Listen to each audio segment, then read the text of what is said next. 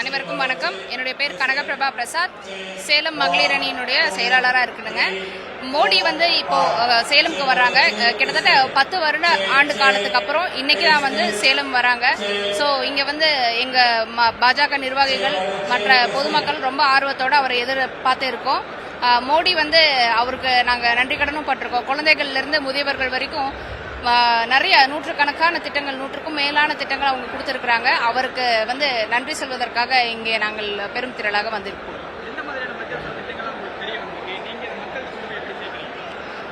மத்திய அரசு திட்டங்கள் எங்களுக்கு இப்போ பாஜக நிர்வாகிகளா எங்களுக்கு ஒரு சில கட்டுப்பாடுகள், ஒரு சில இன்ஸ்ட்ரக்ஷன்ஸ், கைட்லைன்ஸ் கொடுத்திருக்காங்க. அதை வச்சு நாங்க பூத் வாரியாக மகளிருக்காகட்டும், முதியோர்களுக்காகட்டும், குழந்தைகளுக்காகட்டும் அவங்க வீடு வீடா போய் நாங்க அவங்களுக்கு எல்லா பயனும் வந்து சேருதா, இந்த கேஸ் மானியமாகட்டும், இந்த முதியோர்கள் திட்டமாகட்டும், ஒவ்வொன்றும் அவங்களுக்கு போய் சேருதா அப்படிங்கறத நாங்க உறுதிப்படுத்திக்கிறோம். அதே சமயம் பயனடையாதவங்களுக்கும் அதுக்கான ஏற்பாடுகள் செஞ்சு கொடுக்கிறோம்.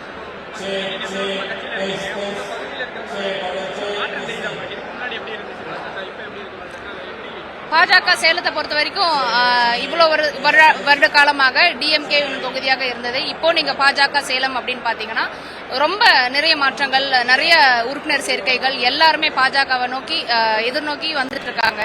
அவங்களுடைய ஒரு ஆதரவானது ரொம்ப பெரும் திரளாக இருக்கிறது.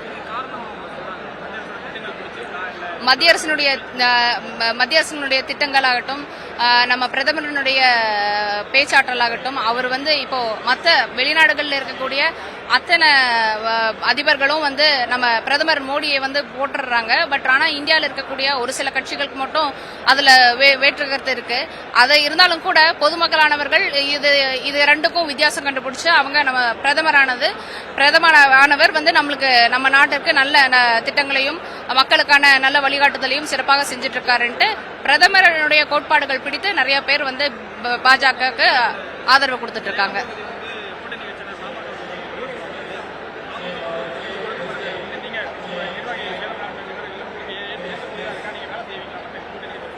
கண்டிப்பாங்க. தலைமை என்ன சொல்லுதோ அதை கட்டுப்பட்டு நாங்க பாஜக நிர்வாகிகள் எந்த கட்சியானாலும் நாங்க வேலை செய்யறதுக்கு தெரியாது.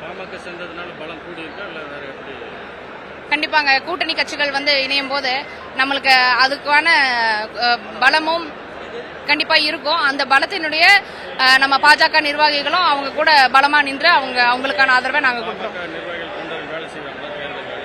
கண்டிப்பா செய்வாங்க.